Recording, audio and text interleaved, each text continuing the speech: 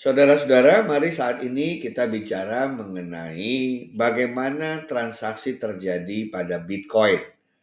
Apa yang terjadi di belakang layar, bagaimana satu Bitcoin pindah ke Bitcoin milik orang lain, dari satu wallet ke wallet yang lain. Kita beri contoh misalnya dalam gambar ini, A ingin mengirimkan Bitcoin ke B. A memiliki wallet, ya, kemudian B juga memiliki wallet.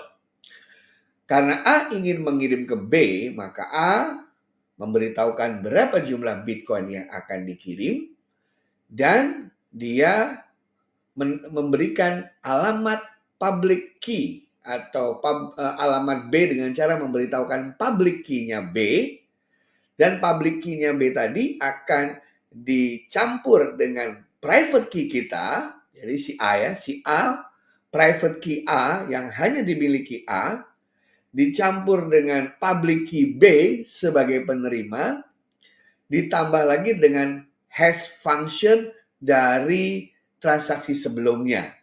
Ini diperlukan untuk memastikan bahwa Bitcoin yang dikirim memang benar-benar dimiliki oleh yang bersangkutan. Nah, kemudian dikirimkan, terjadilah transaksi. Transaksi ini tidak langsung disetujui, ya. Karena bisa saja transaksi yang terjadi adalah transaksi fake. Orang nggak punya uang ngirim atau mengirimkan lebih dari yang ada. Ya karena ulah hacker dan lain sebagainya. Oleh karena itu, nanti akan ada Bitcoin Network, jejaringan Bitcoin, yang akan memverifikasi apakah A sah mengirimkan Bitcoin ke B. Ya, uangnya benar-benar ada, bukan tipu-tipuan, begitu ya, dari A ke B.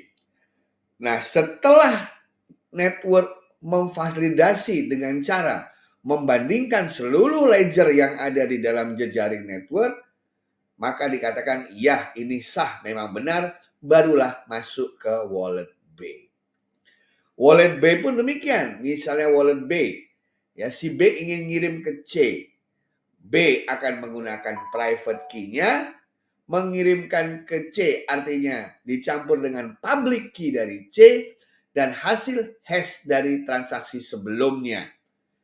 Dan sekali lagi sifatnya adalah sementara, akan diverifikasi oleh Bitcoin Network untuk memastikan tidak ada kebohongan, ya, tidak ada kriminalisasi di sini dengan cara membandingkan semua ledger yang ada di network karena mereka memiliki catatan yang sama. Baru kemudian C mendapatkan Bitcoin di walletnya. Sebagai bandingan, kalau international bank transaction butuh 2-5 hari, Bitcoin ini kurang lebih membutuhkan 10 menit ya untuk bisa dikonfirm, divalidasi. Nah, siapa yang melakukan validasi? Bagaimana validasi itu dilakukan? Jadi setiap 10 menit gitu ya, kan terjadi perlombaan dari para penambang untuk memenangkan kompetisi mengelola transaksi yang masih menggantung tadi, yang belum divalidasi, dan menggabungkannya ke blok yang sudah ada. Ini adalah proses mining, yang intinya adalah mereka berusaha untuk memecahkan masalah matematika berbasis hash yang membutuhkan sumber daya komputasi yang besar. Kenapa dibutuhkan sumber daya komputasi yang besar? Karena kelak ketika mereka berhasil memenangkan persaingan itu, fasilitas infrastruktur yang mereka miliki harus membantu ya network itu untuk meneruskan chain dari blok tadi, melakukan verifikasinya, dan mereka menjadi bagian dari pemelihara sistem network Bitcoin secara konsensus.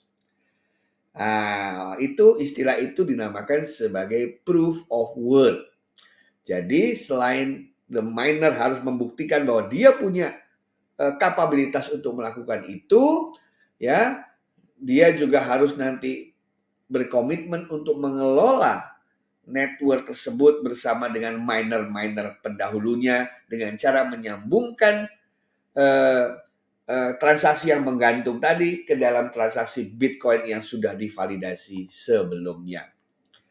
Nah, kalau sudah nanti miner-miner sebelumnya akan ngecek dia benar atau tidak. Kalau dia berhasil, maka mereka akan mendapatkan 25 Bitcoin.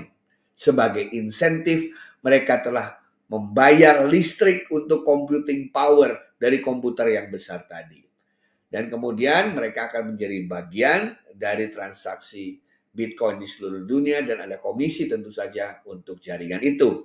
Itulah yang menyebabkan berbagai orang berlomba-lomba ingin menjadi miners. Nah, setelah itu barulah miners yang pemenang tadi memvalidasinya, barulah masuk sah dan terjadilah transaksi yang valid setelah dilakukan verifikasi tersebut. Apa fungsi hash? Fungsi hash adalah ada dua. Satu, untuk mencegah adanya perubahan atau pengubahan terhadap data yang sesungguhnya. Kedua adalah untuk membentuk jaringan rangkaian blok.